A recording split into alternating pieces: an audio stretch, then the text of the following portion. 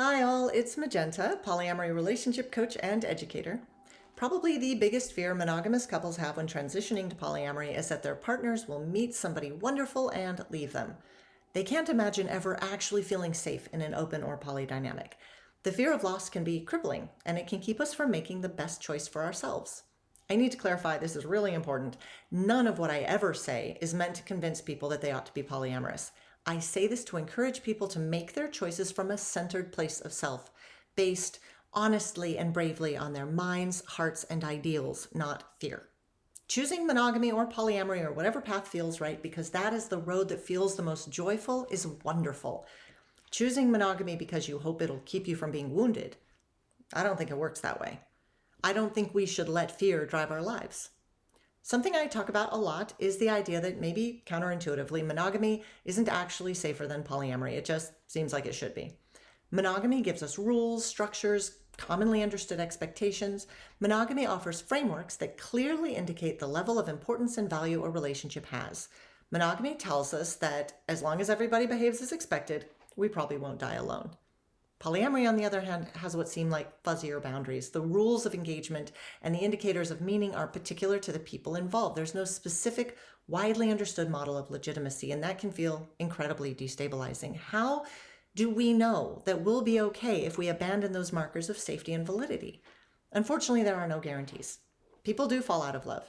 They change their minds. They have midlife crises. People that we love and trust sometimes behave in ways that we cannot have expected. All relationship models carry that risk. Being human carries that risk. I think most people have fears of abandonment and loss and heartbreak and loneliness, and we invent all sorts of dynamics in the hopes that we can keep ourselves safe. We try isolation and control, like, we'll make sure that neither of us ever goes out without the other person, or we will police our partner's texts and their phone calls and behavior and the way they dress and who they have as friends in order to keep everyone and everything under control. Or maybe we isolate ourselves and reject any possibility of connection. We flip from one shallow interaction to another, making sure all of our connections stay superficial so that we can't be betrayed. Or we become so afraid of abandonment and loss that we are willing to tolerate cruelty and abuse and joyless partnerships. We martyr ourselves for love, accepting misery as the price of not being alone.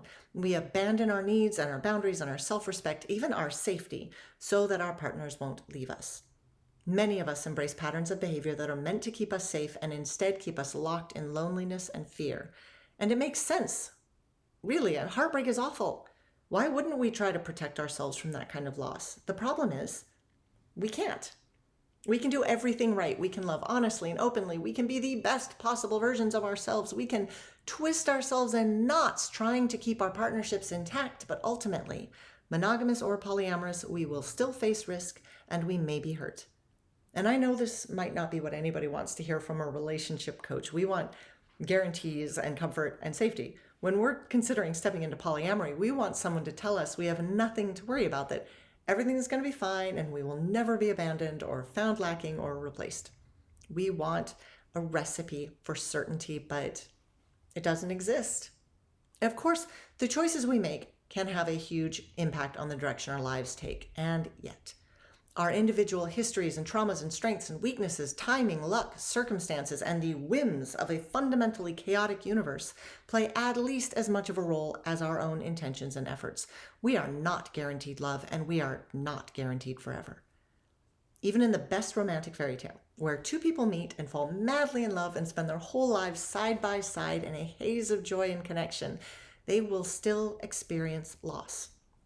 If they're lucky enough to get old together, they will lose friends and family and health, and eventually one of those people will die and the other will be left to grieve.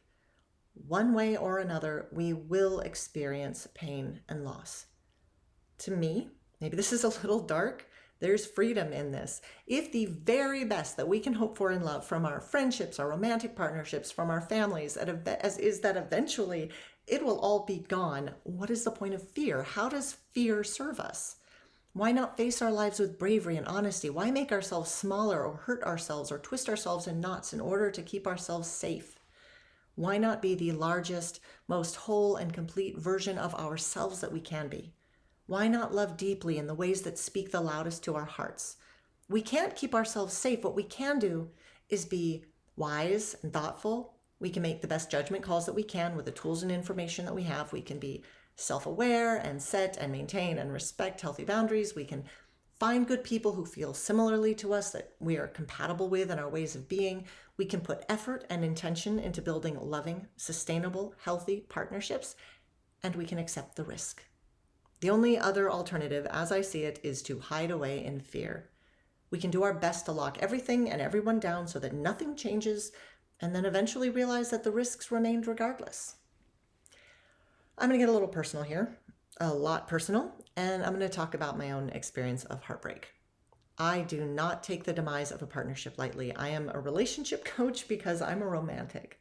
I love love and healthy, joyful partnerships. I value relationships deeply, and I know how devastating losing a fundamental partnership can be. I spent most of my adult life madly in love with my best friend. We loved each other with deep, constant affection, admiration, and respect. We nurtured each other's independence and personal growth. We faced conflict thoughtfully and kindly. We supported each other through everything. We built a family, children, partners, community. I loved and adored him and our partnership with my whole self. He was the first person I ever felt truly safe with. And the day I found out that our relationship was in trouble was the day he left. I was shattered. Our partnership, in a lot of ways, defined my world and sense of self. That loss resurrected every fear, trauma, and insecurity I had. Everything I had worked so hard to grow through, all the therapy and healing and meditation and thought and effort I put into being the best possible version of myself that I could be, into being a present, loving, intentional partner. At the end, it seemed like none of it mattered, and I did not see it coming. It was my absolute deepest fear that somehow, when I wasn't looking, no matter how good things seemed to be, no matter how safe I felt, I would someday wake up and be found unlovable and insufficient. I would wake up and be alone, and there would be nothing I could do about it. Having that actually happen after I had finally learned to feel safe, it honestly kind of fucked me up for a while. It would have been very easy for me to lean back into the avoidant, fearful patterns I'd worked so hard to heal from. I could have taken that betrayal and abandonment as proof that love is inherently unsafe, that it isn't worth the risk. Instead, I continue to hold my heart open. I am still willing to gamble on there being meaningful, lasting love in my life. The alternative isn't worth it. Shriveling up and dying inside isn't worth it. Becoming fearful and defensive isn't worth it, regardless of what happened at the end. I had something truly beautiful for a very long time. And the wounds run deep, but my life is richer and fuller because I made myself vulnerable, because I let that love in for all those years, despite the risks. All of the healing and the growth, all of the effort I put into being a good partner and friend, none of that went away just because he left. It was all meaningful, and it made me into the person I am, and I like that person. I might have not have felt this way when it happened, but I wouldn't trade all that history just to avoid the heartbreak at the end. And although the loss felt devastating, I wasn't actually destroyed or broken by the heartbreak. I continue to love. My partnerships are strong and joyful and healthy and feel as safe as anything can in this world.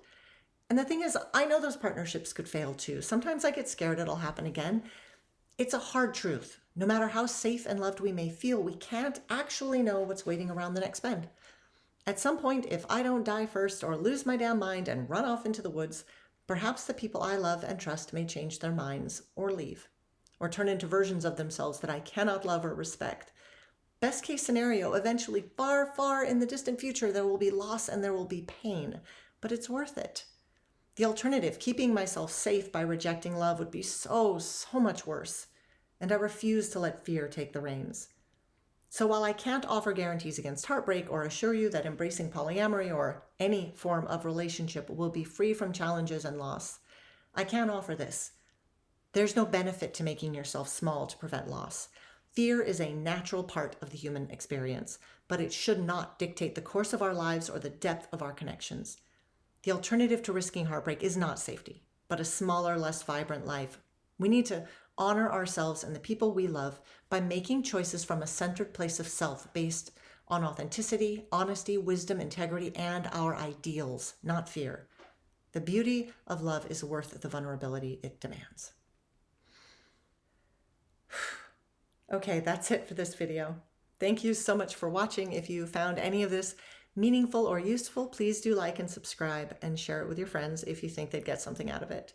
And of course, if you are looking for support in your own relationship journeys, you can schedule a free 30-minute intro coaching session with me at polycoach.org, or you can check out the links below. I hope you have an absolutely wonderful rest of your day or night. I'll see you again soon.